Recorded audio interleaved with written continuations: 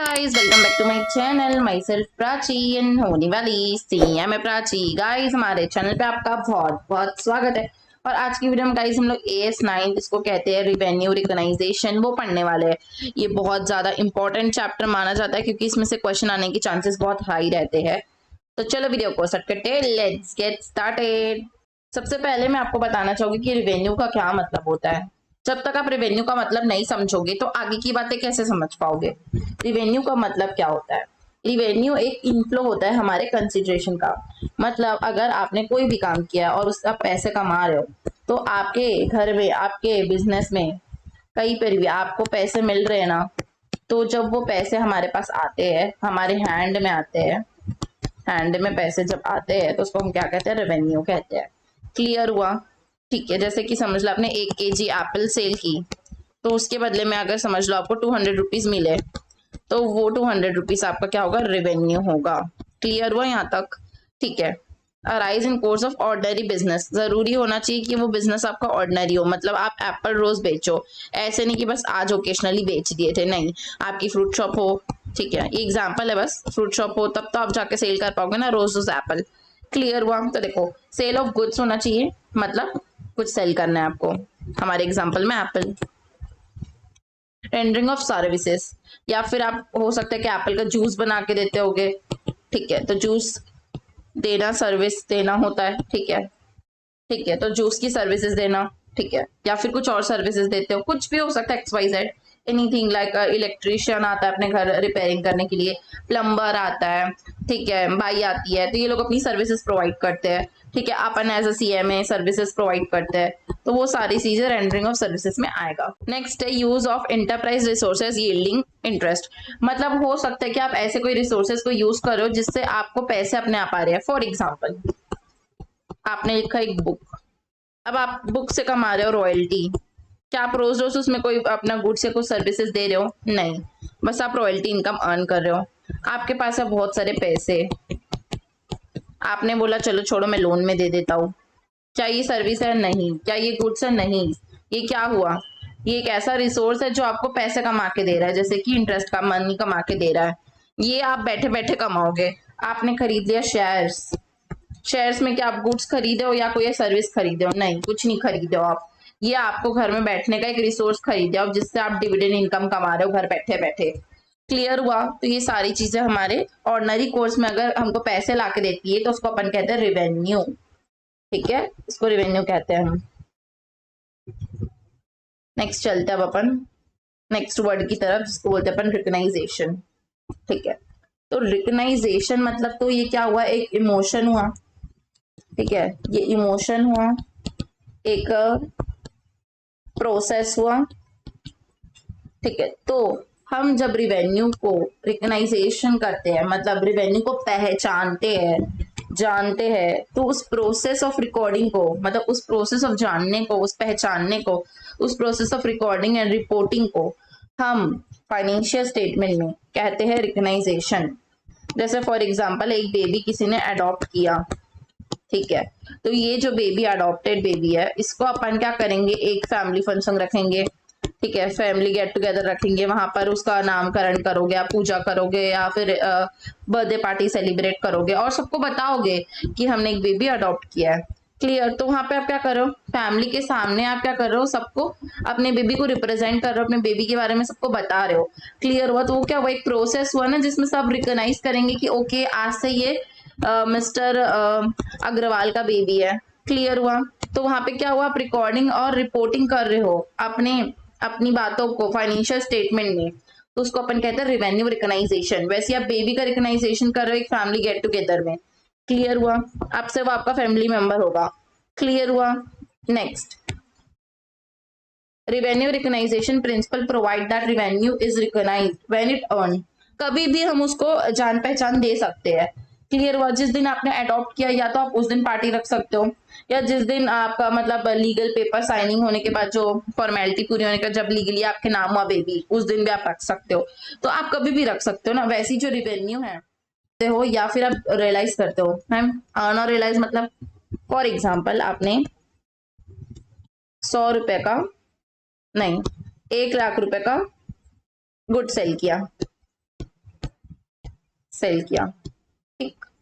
आपको ये पैसे तुरंत नहीं मिल पा रहे, मतलब वो बोला आपको, आपका ग्राहक, आपका कस्टमर ने कहा आपको कि मैं 3 महीने के अंदर आपको पे कर दूंगा, with in 3 month I will pay 1 lakh rupee. Clear हुआ? क्या ये 1 लाख रुपए आज अर्न कर चुके हो आप? यस मैम, हमने कमा तो लिया, हमने सेल कर दिया, हमारे गुड्स को, गुड्स जा चुके हैं तो हमने सेल तो कर दिया है, बट क्या आपको ये पैसे मिल चुके आज? इसका जवाब है नहीं, पैसे तो नहीं मिले आज, मतलब रिकग्नाइज तो नहीं हुए हैं बट अर्न हो चुके हैं। तो इट्स योर चॉइस कि आप जिस दिन कमा रहे हो उस दिन लिखो अपनी बुक में, या आप जिस दिन आपके हाथ में आ रहा है, जिस दिन आप रियलाइज कर रहे हो, मतलब आफ्टर 3 मंथ, उस दिन लिखो। तो जैसे कि अपन नॉर्मल बिजनेस भी आप देखते होगे, जैसे कि अपन नॉर्मली भी कोई अपना शॉप मेंटेन करते हैं, तो उसमें भी ऐसे ही करते हैं ना कि उधारी वाले सामान को जब पैसे मिलते हैं तब रिकॉर्ड करते हैं, जिस दिन कमाया उस दिन थोड़ी ना करते हैं। तो उसी के बारे में प्रिंसिपल्स ये हम लोग अकाउंटिंग स्टैंडर्ड में डिस्कस करेंगे। Earned, realised and realisable. Earned का मतलब होता है जिस दिन आपको ऐसा लगता है कि आपने वो पैसे कमाने की जो प्रोसेस होती है वो कंप्लीट कर दी है। मतलब मैम इसमें आप क्या किए, एप्पल्स को सेल कर दिए, तब तो जाके आप अर्न करोगे ना पैसे। तो सेलिंग का प्रोसेस जो था वो अगर कंप्लीट हो गया तो हम कहेंगे कि पैसा आपने अर्न किए हैं। Clear? Then when goods and service exchange for cash और क्लेम टू कैश, मतलब जिस दिन आपने जो अपना एप्पल सेल किया वो आपने दिया, उसके बदले में आपने कैश लिया, मतलब यहां से एप्पल गया, यहां से कैश आया, मतलब 1 to 1 प्रोसेस हो गया, ठीक है। तो इसको कहेंगे अपन रियलाइज, मतलब आज की आज हमने पैसे कमा लिए, अर्न तो किए, उसके साथ साथ अपन रियलाइज भी कर लिए उस अमाउंट को, ठीक है। ये वाला जो प्रोसेस था ये क्या था, अर्न, यहाँ पे करे अपन अर्न। और जब ये वापस पैसे हमारे हाथ में आ गए, एप्पल के बदले जब पैसे हाथ में आए हैं तब क्या हुआ, वो हुआ रियलाइज्ड, ठीक। Next, realizable, when asset received are converted into a known amount of cash, मतलब जो आपको रिसीव हुआ है, फॉर एग्जाम्पल आपको कुछ मिला है, फॉर एग्जाम्पल बाटा सिस्टम में उसने दिया, एप्पल के बदले आपको वो उसने दे दिया बनानास, ठीक है। तो जब आप बनाना को सेल करके उसको कैश में लेके आओगे, ठीक है, तब उसको बोलेगा अपन रियलाइजेबल, मतलब आज तो हमको ट्रांजेक्शन कंप्लीट हो गया है, आज हमको एप्पल के बदले बनाने मिल गए हैं, बट जो बनाना मिला है वो जब कैश में कन्वर्ट हो जाएगा तब अपन उसको कहेंगे कि वो रियलाइजेबल हो गया है। क्लियर हुआ यहाँ पर? ठीक है। कोई भी डाउट होगा तो आप कमेंट सेक्शन में पूछ सकते हैं, I will try to answer as soon as possible. तो बेसिकली यहाँ पे 4 टाइप के अपन पढ़ने वाले ट्रांजेक्शन्स, ठीक है। जब अपन गुड सेल करते हैं, मतलब जब अपन एप्पल सेल किए, रेंडरिंग ऑफ सर्विसेज, मतलब अपन सीएमए बन के अपनी प्रैक्टिसिंग करें और अपना काम किए। फिर यूज ऑफ एंटरप्राइज असेट्स, मतलब वही लोन में पैसे देना इंटरेस्ट के बदले, या रॉयल्टी वाला जो एग्जांपल था बुक्स का। Disposal of assets other than inventory, मतलब मैम आपके पास मशीन ए थी जिसकी अब आपको जरूरत नहीं है, आपने क्या किया, स्क्रैप कर दिया। स्क्रैप किया तो आपको कुछ पैसे रिसीव हुए, उसी को कहते हैं डिस्पोजल ऑफ असेट। मतलब जब अपन कोई सामान को बेच देते हैं तो उससे अगर अपन को कुछ भी रिसीव हो रहा है पैसे, तो उसको अपन कहेंगे डिस्पोजल ऑफ असेट्स, ठीक है। बट वो इन्वेंट्री नहीं होनी चाहिए, क्योंकि अपन असेट्स को डिस्पोज ऑफ करने की बात करें, ना कि इन्वेंट्री को। इन्वेंट्री सेल होती है, डिस्पोजल नहीं होता उसका। आगे बढ़ते हैं। अब ये बहुत इंपॉर्टेंट बात है, क्वेश्चन यहाँ से बनने के बहुत चांसेस रहते हैं कि AS9 जब किससे डील नहीं करता है, मतलब कौन कौन ऐसे लोग हैं जिनसे वो डील नहीं करने वाला है, ठीक है। तो देखो, revenue arise from the construction contract, अगर आप कंस्ट्रक्शन कॉन्ट्रैक्ट से कोई भी पैसा कमाते हो, आप कॉन्ट्रैक्टर हो, आप डीलर हो, तो आपके ऊपर क्या लगेगा मैम, हमारे ऊपर तो AS7 लगेगा, अकाउंटिंग स्टैंडर्ड 7 हमारे लिए बना हुआ है। तो यहाँ पर आपको एंटरटेनमेंट नहीं मिलेगा, मतलब 9 एप्लीकेबल नहीं होगा, क्योंकि यहाँ पर तो 7 एप्लीकेबल है। Revenue arise from hire purchase and lease agreement, इनके ऊपर सेपरेट अकाउंटिंग स्टैंडर्ड 19 बना हुआ है, तो यहाँ पर वो एप्लीकेबल नहीं होगा। गवर्नमेंट ग्रांट से रिलेटेड अगर आपको कोई पैसे कमा रहे हो आप, तो वो तो 12 में डिस्कस होगा, तो यहाँ पर वो रिकॉग्नाइज नहीं होगा। फिर रिवेन्यू फ्रॉम इंश्योरेंस कंपनी, तो वो एडा का रेगुलेशन फॉलो करेगा कि उसको कब रिकॉग्नाइज करना है कब नहीं करना है, AS9 की बात नहीं मानी जाएगी। तो ऐसे 4 कौन सी जगह जहां पर AS9 एंटरटेन नहीं है, तो जल्दी बताओ मुझे। फर्स्ट है अपना contract, construction contract, hire purchase and lease, government grant and एडा का रेगुलेशन जो इंश्योरेंस कंपनी पे लगता है। आई होप यहां तक अच्छे से क्लियर हुआ होगा। अब कुछ बातें ऐसी है जो हमारे डेफिनेशन ऑफ रेवेन्यू में इंक्लूड नहीं करती है, ठीक है, तो देखते हैं। realized gain resulting from the disposal and unrealized gain resulting from the holding of non current assets, मतलब जो असेट्स करंट नहीं है, मतलब करंट और नॉन करंट के लिए उसकी क्या क्वालिटीज होती है, विद इन 1 ईयर डिस्पोजल हो जाते हैं जो वो करंट होते हैं, मतलब नॉन करंट मतलब मोर देन 1 ईयर लाइफ होती है, ऑपरेटिंग साइकिल में वो 1 साल से ज्यादा रहते हैं, ठीक है, तो ये सारी चीजें उसकी क्वालिटीज होती है कि वो नॉन करंट होते हैं, ठीक है। तो अगर वो उससे आपको कोई गेन हो रहा है उनको बेचने से, मतलब मशीनरी सेल करे आपने, तो उससे आपको क्या हुआ, गेन, ठीक।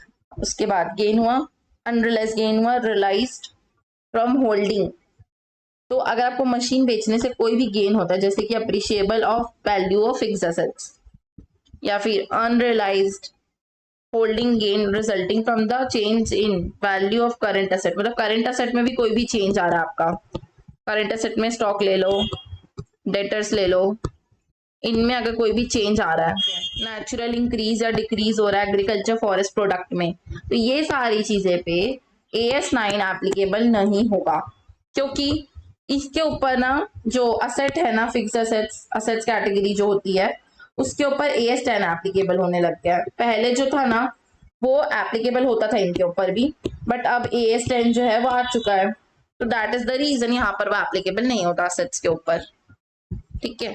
ठीक है, realised and unrealised gain resulting from change in forex, अगर आप फॉरेन एक्सचेंज में कोई भी चेंजेस आता है रेट में, तो उसका भी अलग से अकाउंटिंग स्टैंडर्ड है, तो यहाँ पर उसके चेंजेस एप्लीकेबल नहीं होंगे, ठीक है।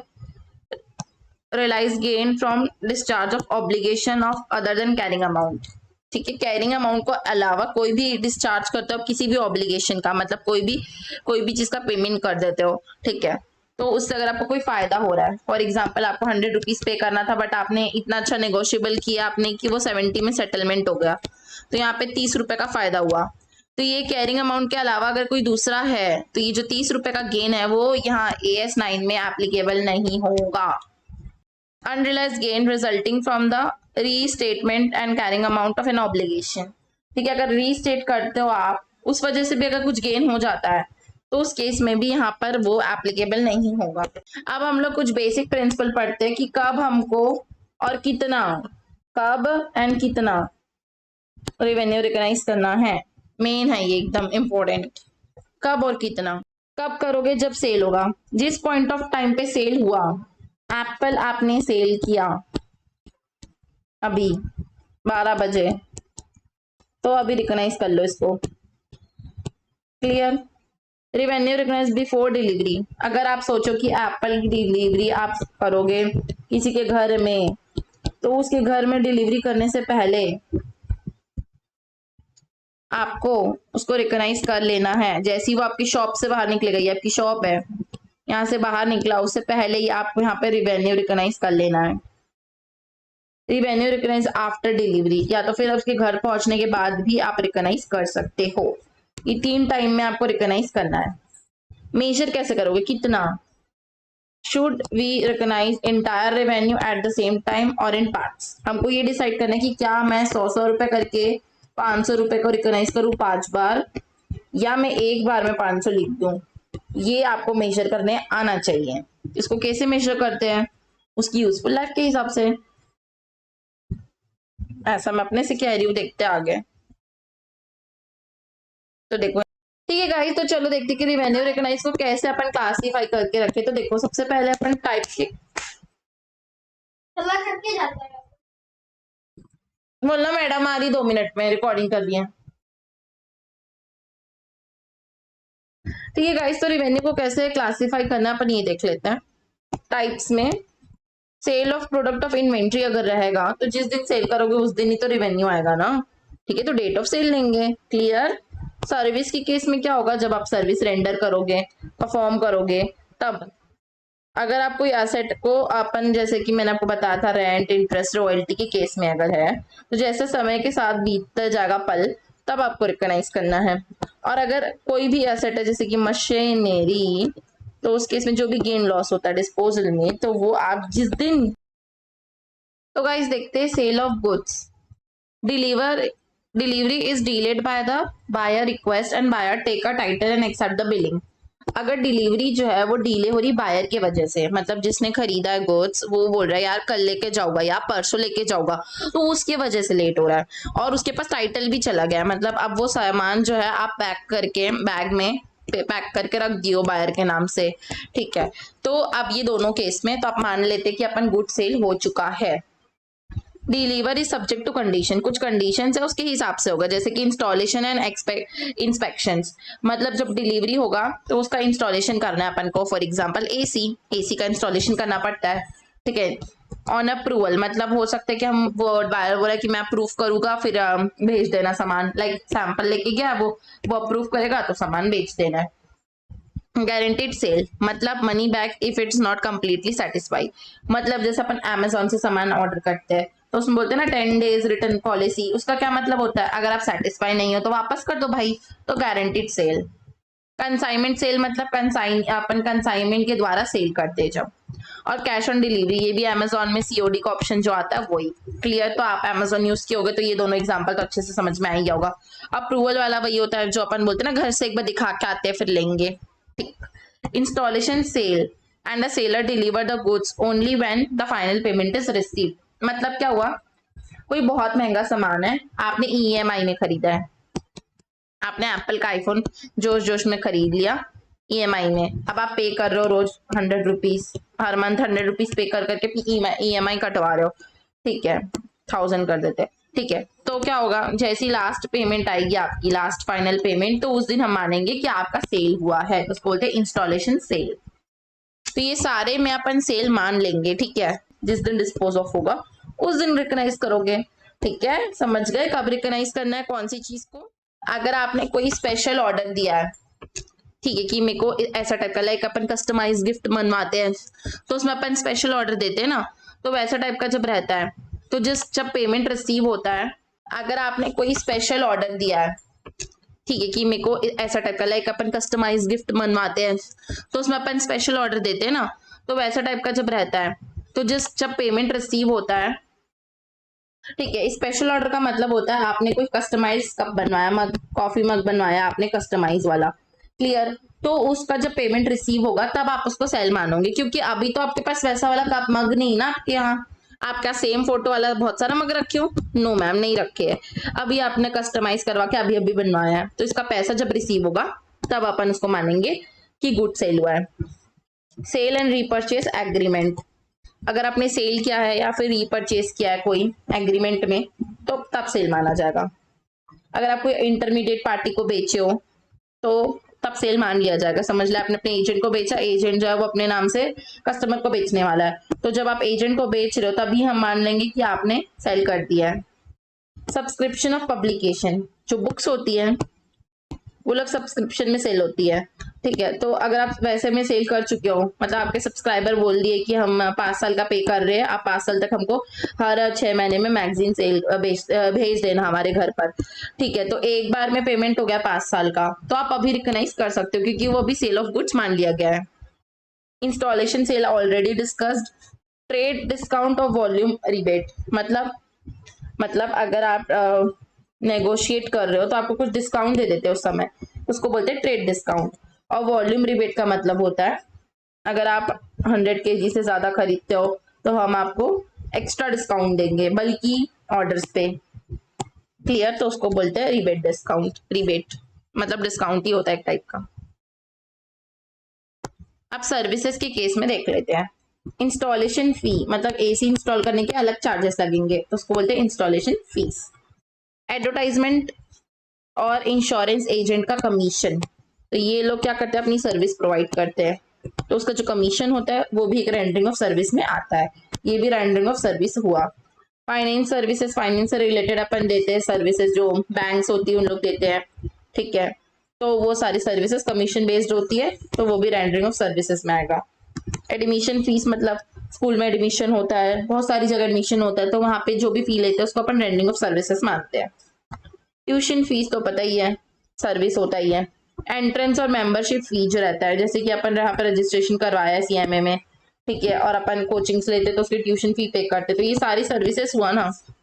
Clear. Use of enterprise asset मैंने आपको बहुत अच्छे से डिटेल में स्टार्टिंग में ही समझा था। इंटरेस्ट मतलब जब अपन मनी लेंड करते हैं, मनी लेंड करते तो उसके बदले में अपन इंटरेस्ट चार्ज करते हैं, तो उसको कहते हैं अपन इंटरेस्ट। क्लियर। जब अपन पैसे उधार पे देते हैं किसी को। रॉयल्टी किसका होता है? बुक्स का होता है। अपन नो हाउ दे रहे हैं, कॉपीराइट दे रहे हैं, तो उसका अपन रॉयल्टी लेते रहते हैं। लाइक उसको यूज करने का आप किराया दे रहे हो ना, किराया इज लाइक रॉयल्टी। डिविडेंड तो पता ही है, शेयर्स में अपन को मिलता है पैसा, जो उसको डिविडेंड बोलते हैं। होल्डिंग ऑफ इन्वेस्टमेंट, ठीक है, लाइक शेयर अगर रखोगे तो आपको पैसे मिलेंगे, तो उसको कहते हैं डिविडेंड। रिवेन्यू कब रिकॉग्नाइज करना है? ये देखो, revenue should recognise when no significant uncertainty. मतलब मैम इसका मतलब ये कि आपको जब एकदम 100% श्योर है कि पैसे मिल ही जाएंगे, 100% श्योरिटी अगर आपके पास है, तो उस केस में आप एंटरप्राइज असेट्स को रिकॉग्नाइज करोगे। क्लियर। अगर आपको 1% का भी चांसेस है कि बैड डेट हो जाएगा, या तो कंपनी लिक्विडेट हो गई डिविडेंड के केस में, आपने लोन दिया तो आपका डेटर जो है वो इंसॉल्वेंट हो गया, ठीक है, रॉयल्टी के केस में भी वो इंसॉल्वेंट हो गया या कुछ भी, तो उस केस में अगर आपको 1% भी ऐसा लगता है तो फिर आप उसको रिकॉग्नाइज नहीं करोगे। जब आप 100% श्योर हो तभी आप उसको रिकॉग्नाइज करोगे। Interest on time of proportion basis taking into account of outstanding rate. आप जैसे 10% हर साल का चार्ज कर रहे हो, ठीक है, तो उस केस में हर साल आप थोड़ा थोड़ा करके इसको रिकॉग्नाइज करोगे, अगर वो over the period of time लिया है। समझ लो लोन है 10 ईयर्स का और हर साल आपको 10% चार्ज करना है, ठीक है, तो हर साल के हिसाब से उसको रिकॉग्नाइज करते जाओगे प्रपोर्शन बेसिस में।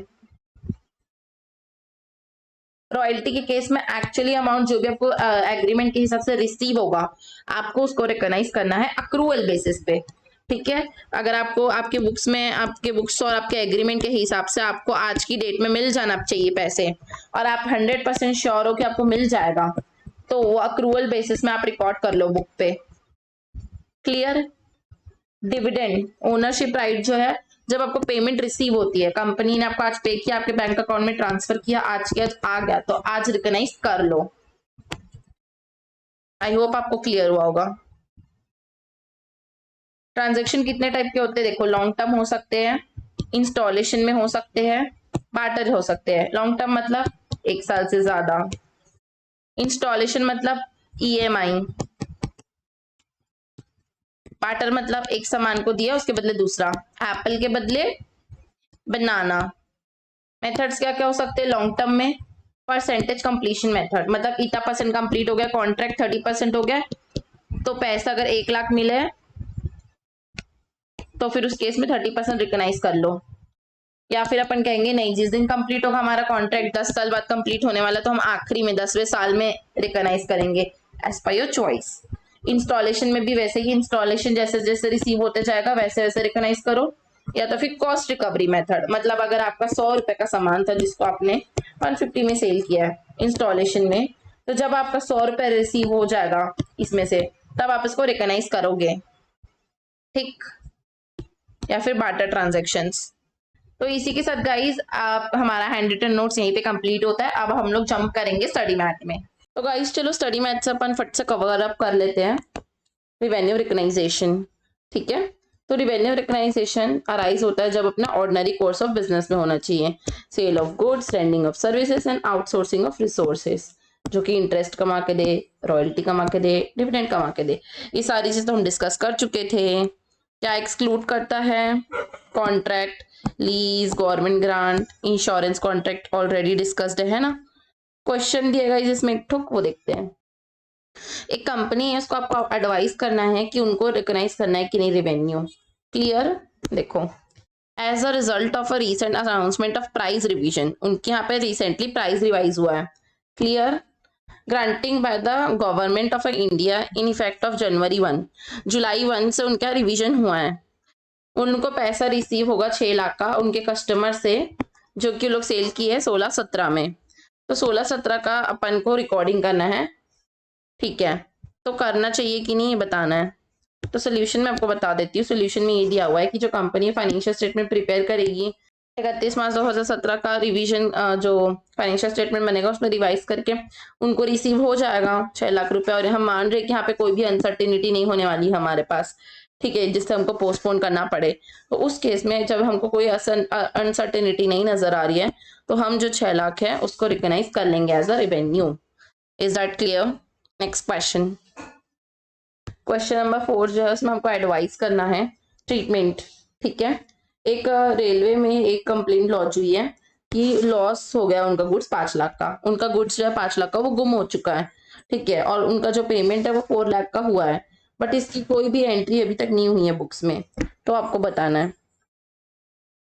इस केस में। गाइस देखो आंसर क्या दिया हुआ है हमको कि लॉस ऑफ गुड्स जो है वो 5 लाख का हुआ था 14-15 में, क्लेम जो लॉन्च हुई है वो 15 में हुई है, और कोई भी एंट्री पास नहीं हुई बुक्स ऑफ अकाउंट्स में, ठीक है। तो उस हिसाब से हमने क्या किया है, हमको ऐसा लगता है कि अनसर्टेनिटी अगर एग्जिस्ट करती है तो रिवेन्यू को हमको पोस्टपोन कर देना चाहिए, ठीक है।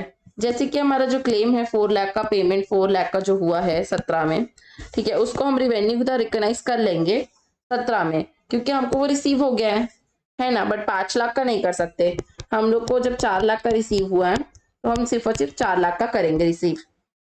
AS5 जो है, जो अपन हम ऑलरेडी डिस्कस कर चुके हैं एक्स्ट्राऑर्डिनरी आइटम्स वाला, ठीक है, उसके हिसाब से देखा जाए तो फिर ये है कि जब कोई आइटम इनकम या एक्सपेंसेस का होता है जिसमें हमारा प्रॉफिट ऑर्डिनरी कोर्स में रहता है, ठीक है, तो उसको हमको अलग से डिस्क्लोज करना पड़ता है, ठीक है, सेपरेटली। अब नेक्स्ट क्वेश्चन देखते हैं। एक कंपनी है जो कि मैन्युफैक्चर करती फैंसी टाल्स, ठीक है। क्लोजिंग स्टॉक ऑफ इन्वेंट्री उनके फिनिश गुड्स का है रियलाइजेबल वैल्यू में। मान रहे हो मतलब क्या है, NRV में उन लोग ने क्या किया है, क्लोजिंग स्टॉक को अभी तक वैल्यू करके रखा हुआ है, जिसमें उनका प्रॉफिट भी एडेड है। एक कॉन्ट्रैक्ट हुआ है जिसमें उन लोग को रिसीव हुआ है गुड्स, बट ओनरशिप जो है वो अभी तक फॉरेन बायर के पास ही है, मतलब अभी तक टाइटल ट्रांसफर नहीं हुआ है, गुड्स ट्रांसफर का जो टाइटल ट्रांसफर है वो नहीं हुआ है। तो हमको रिवेन्यू रिकॉग्नाइज करना चाहिए कि नहीं, ये हमको बताना है, ठीक है। तो अकॉर्डिंग टू अकाउंटिंग स्टैंडर्ड 2, क्योंकि ये सब इन्वेंट्रीज में आता है ना, रिवेन्यू में नहीं आ रहा है, ये इन्वेंट्री में आ रहा है, ठीक है। तो वैल्यूएशन ऑफ इन्वेंट्री के हिसाब से इन्वेंट्री को हमको NRV या फिर स्टॉक का जो वैल्यू होता है, मतलब कॉस्ट और NRV which ever is lower में हमेशा वैल्यू करते हैं, ये तो अपन को पता ही है। और रिवेन्यू रिकग्नाइजेशन का क्या प्रिंसिपल है कि अगर हम लोग को अनसर्टेनिटी नहीं है तो अपन रिकग्नाइज कर सकते हैं, ठीक है। तो हमने ये पढ़ा है। तो हमारे केस में जो सेल है वो फॉरवर्ड कॉन्ट्रैक्ट हुई है, ठीक है, जहाँ पे हमको गवर्नमेंट गारंटी भी मिली हुई है, ठीक है। तो हमको ये तो पता है कि अनसर्टेनिटी नहीं है इस चीज का, ठीक है। तो हम लोग क्या किए हैं, the goods are invoice are often valued at NRV, ठीक है। तो NRV पे वैल्यू किया गया है। जो टेरी टावेल है वो क्या है, एग्रीकल्चर प्रोडक्ट है क्या, नहीं है। मिनरल ऑयल है क्या, सॉरी ओर से क्या, नहीं है। तो उस वजह से जो closing stock of finish goods है, ठीक है, वो वैल्यू होगा कॉस्ट या NRV में, ठीक है, मतलब और NRV which ever is lower में, ना कि सिर्फ NRV में, ठीक है। ये वाला प्रिंसिपल हम फॉलो करेंगे इसमें, ठीक है, क्योंकि ये ना ही एग्रीकल्चर प्रोडक्ट है और ना ही मिनरल ओर्स है, ठीक है। फर्दर जो एक्सपोर्ट इंसेंटिव हमको मिल रहा है, ठीक है, उसके बाद फिर जो कंपनी है वो वैल्यू कर रही है क्लोजिंग स्टॉक को सिर्फ और सिर्फ NRV में, वो गलत है बोल रहा है, ठीक है। मतलब नटशेल में क्या हुआ इसका आंसर ये हुआ कि जो टायल है वो जो है वो ना ही एग्रीकल्चर क्रॉप है और ना ही मिनरल ओर है, उस वजह से ये NRV या फिर cost which ever is lower में वैल्यू होगा, ना कि NRV में। आई होप यहाँ तक समझ गए होगे आप लोग। तो इसी के साथ गाइस ये वीडियो यहीं पे एंड होती है। अगर आपको वीडियो अच्छी लगती तो प्लीज लाइक कीजिए, बहुत अच्छी लगती तो प्लीज सब्सक्राइब कीजिए, अपने सारे फ्रेंड्स के साथ शेयर कीजिए। Thank you so much for watching this video. Bye bye guys.